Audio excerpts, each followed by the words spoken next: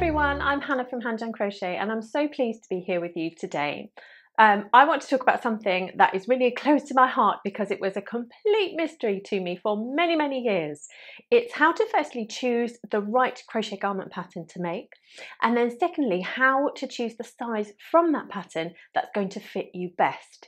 This, as I say, was an absolute mystery to me, and I think it is to an awful lot of people, and it's what puts people off making a garment because they're worried, first of all, they won't choose the right pattern, and secondly, they won't make the right size. And if you fall down at either of those hurdles, you'll be disheartened like I was, and I almost gave up. I will absolutely honestly say I almost gave up. But I promise if you put these ground rules in place from the very beginning when you're crocheting garments, and even further down the line, if you've already had a go at crocheting garments and have just thought, oh, this isn't working, or if indeed you try and it is working, but you'd like to take it to the next level and for your understanding, then this is the next step that you need to take. So I thought we'd begin by taking me as an example of perhaps what not to do. And I know this is a lot easier said than done, but this is from first-hand experience that it went terribly wrong, that I want to help you avoid those same mistakes. So when I first made a crochet garment, had no idea about different designers and different techniques and different skill levels and all this kind of stuff. I just crocheted a few blankets and I just thought, do you know what, I'm going to make a cardigan. And so I had been given a book by someone for Christmas, I can't remember who, and I flicked through it and I just thought, oh, there's a cardigan, I'll make that.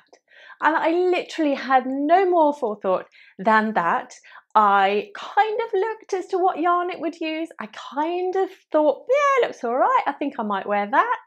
And I just thought, I didn't even look at the sizing. I just thought, I didn't understand the sizing, for want of a better way of saying it. I just thought, well, I normally in the shops wear kind of a small or medium, so yeah, I'll make one of those and see how it goes. Oh my goodness, all of those things were not a complete mistake, but you know what? I could have done a few things before that to figure out exactly what I was doing and what kind of difference it would make to my garment.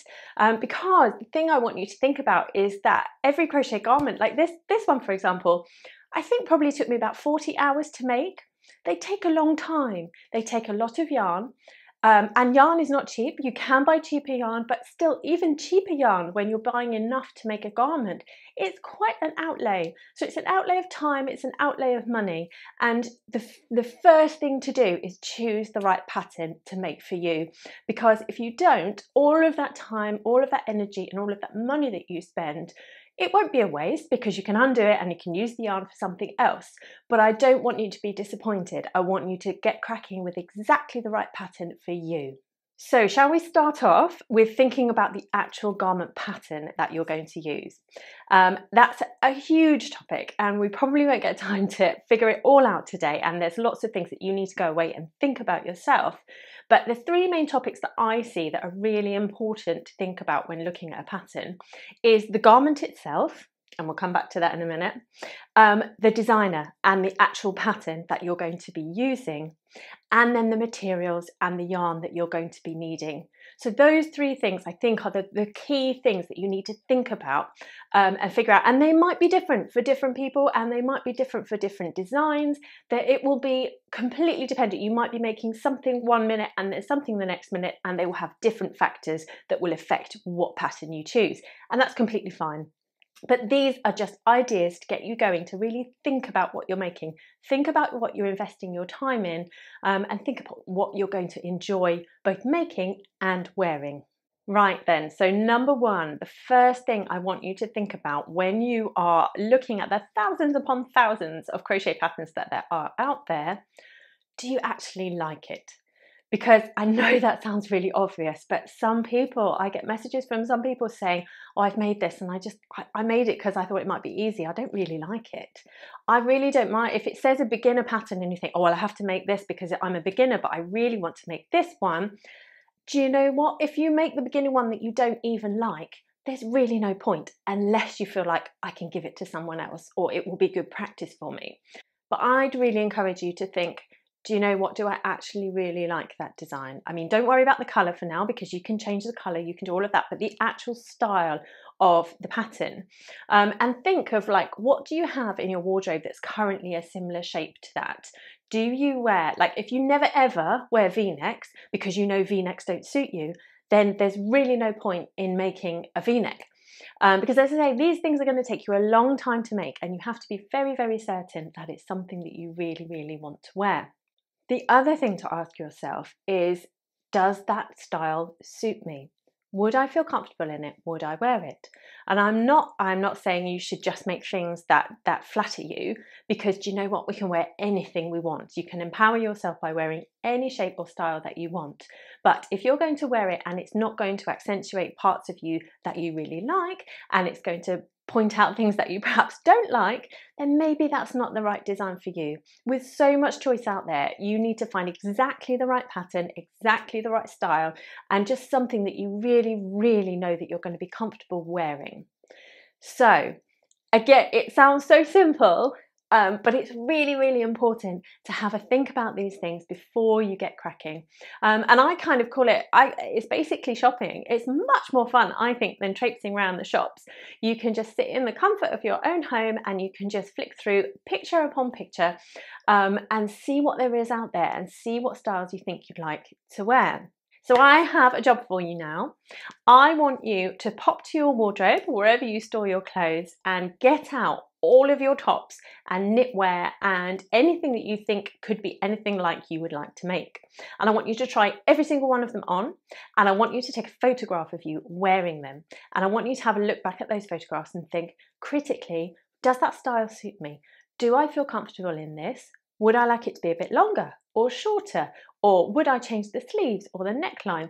Have a real think about the type of styles of clothes that you wear, because as adults we have collected over, or I certainly have over the years, a huge range of different styles of things. And I regularly do try things on and think, do you know what, does that really suit me still? Do I feel comfortable in that? That's the main thing. And will I wear it? And so hopefully what you'll be able to do is draw yourself up a profile of things that you like to wear. And this is not me saying that you shouldn't try different things and you shouldn't make different things, but if there's something that's not in your wardrobe, for example, if you don't have anything in your wardrobe that's perhaps a boat neck, like this one, or a slash neck, then go out to a store, try one on, find one and try one on and think, do you know what, does this suit me? Yes, it does. Fantastic. I'll find a crochet pattern to make so I can make it for myself. Now, the next part of the process, I think, is to look at the pattern. Now, if you're purchasing a pattern, you may not be able to obviously see it before you buy it, but all of the selling platforms, whether you're buying it online, whether you're buying it in book form, you should be able to get a general gist and a general idea about the designer and how they design their patterns. Now, most of us designers sell on, as I say, online platforms, but I would encourage you to find out a bit more about us. Have a little look around. If we've got a blog, go and visit the blog, because you may well find that there are some free versions on the blog of smaller patterns, and you might think, oh, I'll just look at their writing style. I'll see if that fits well with me, if I understand it, if I'm going to enjoy it. Lots of designers also give an option of like a free PDF, a free pattern if you sign up. So go for it, sign up for their email list, and then you'll see whether, do you know what, do they format nicely? Do they add schematics and sizing and all those kinds of things? Because they are really, really important. Now, if you look on a listing and it doesn't tell you that the pattern has a schematic, so like a little drawing of what the garment looks like with measurements on it, if it doesn't have sizing and if it isn't size inclusive and it doesn't say about, you know, sizing options, all this kind of stuff, then I would be cautious. I would think very carefully, because most established garment designers will add all of those things. Now, another good thing to look out for is if the designer has a video tutorial for it. And if they do, I would say that's a massive bonus, because even if you're a beginner and it says it's an intermediate pattern, that could be one that you could go for, and you could, you know, like up your level if there's a video tutorial that comes with it. Another thing to look at in their listings or on their social media or their websites and all that kind of stuff is, do they offer pattern support? Now, I don't know of any designer that doesn't offer pattern support, but most designers, good designers, will add that in their listings and will tell you that that's what they offer for you. and they will list everything that you're going to need. They will tell you what kind of level it is, what kind of stitches it uses, all that kind of stuff. And they'll probably also talk a little bit about the construction of the garment. And so if it's something that you're used to or you've tried before, then maybe that could help you decide as well if it's the right pattern. Another good thing to look out for, as well as the designer's email list, is to look out for their social and community support.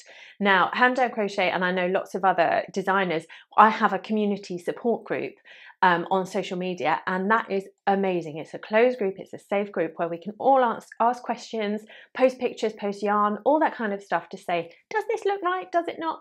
And I'm obviously in that group and I can answer any questions that you have, but there are a huge amount of really experienced crocheters in those groups. So do go and join a community group, because also that will tell you about what people have made from that designer's patterns as well. You can get a huge amount of information from joining a community.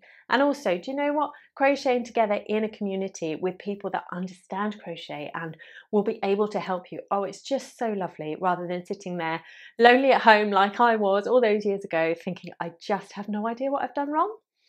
If I had been part of a community group when I started making that cardigan that I first made, I wouldn't have got past, I don't know, I wouldn't have made I basically made the whole thing and it was a disaster because I didn't know I was going wrong. Whereas if you can stop and ask a question every now and again, it's absolutely brilliant. So look out for those. Now, the last thing I want you to think about in terms of the pattern is if there's any information about whether you can customize bits and pieces of it, because lots of us designers do have that option. We write it within our patterns or on our blogs about, well, do you know what? If you want to make the sleeves longer, then you can do it like this. If you want to add length to it, if you want to make it wider, shorter, add cables here, do this, that, there. Like, not all designers do that, and that's absolutely fine. But if that's something you're looking for, if you have got particularly long arms, then do you know what? Find a pattern that can, you can adjust the arms for. You're going to make your life so much easier if you pick a pattern that will suit you, not only a style that will suit you, but a pattern that will suit you. So your next piece of homework is to go out there and have some fun searching. Look at all the crochet patterns that you think you could possibly ever make, and then have a look at the designer. Take a look at their website, look at their social media, figure out where their community group is, join it, sign up for their email list, and make a list. Make a list of all the beautiful, beautiful garments that you would like to make, and then match them up with your homework from previously of, does that match any of my styles that suit me and that I want to make and I want to wear?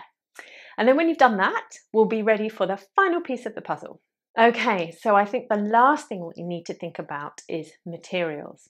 Now, I think this largely gets overlooked because people, me included, get very excited by the pretty pictures, and I'll jump in and I'll buy and I'll be like, oh yes, I want to make that. And then I look at the materials and I'm like, oh, hang on a minute. I've never used that weight of yarn before.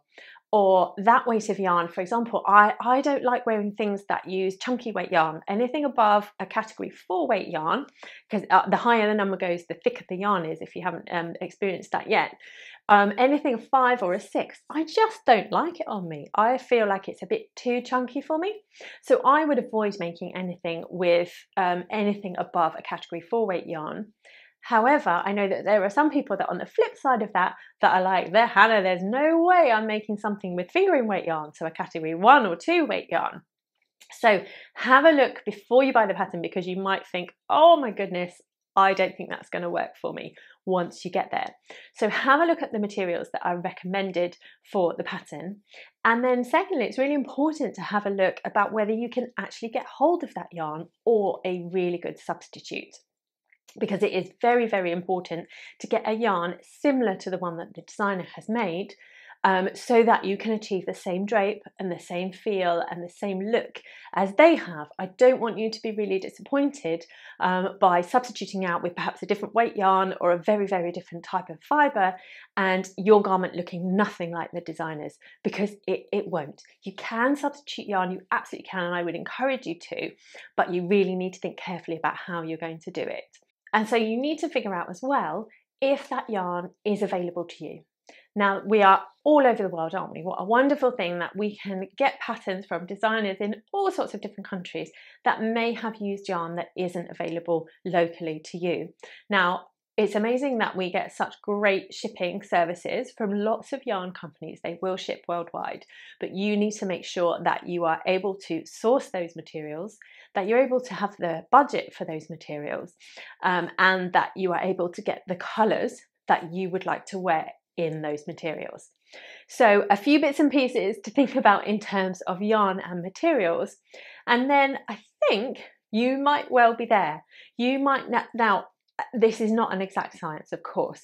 There will be some level of compromise at some point along this process, but I want you to try and tick as many of these boxes as you possibly can to say, does the style suit me? Do I like the designer and do I want to make their pattern? And do I have access to, can I afford, or can I find a substitute of the materials that they have used? Now that might seem like an awful lot to think about, but I guarantee you that the process gets easier. It really, really does. The more garments you make, the more confidence you build, the more you know your style and the more you get to know designers, and also the more you get to know yarn, the better equipped you will be to make these quick decisions to go, oh, do you know what? I love Veronica. She has amazing patterns, so I don't even need to think twice about whether she's the right designer for me. And then yarn-wise, you'd be like, oh yeah, I've used that yarn before. I can use that again for this. That would definitely work. Oh, it comes in this colour. So the knowledge base that you will build, the more you make, will make this process easier for you. So I hope you've enjoyed this whistle-stop tour of how to choose the right crochet pattern for you. And next up, we are going to be looking at how to then choose the right size to make from that pattern. So go grab that pattern and then we'll have a look together and we'll figure out which size you need to make.